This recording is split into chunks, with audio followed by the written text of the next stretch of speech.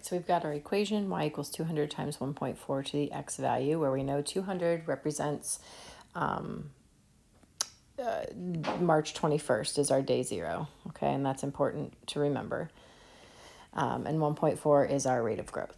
Okay, so it says that his mom's level of HCG on the day that the baby was actually implanted was 5 units. So we want to find the day, or the closest that we can find, that would be most likely the day that the baby was implanted. So to do that, we're going to have to set up an equation or substitute into our equation. So we know that the output was 5. We know this was 5, and we have to figure out what x is. So we can set up an equation that says 5 equals 200 times 1.4 to the x value, and now we've got an exponential equation that we need to solve. We've been working on these a lot, and so you should be able to do this with logarithms. So take a minute, try to solve this equation, come back and check your answer.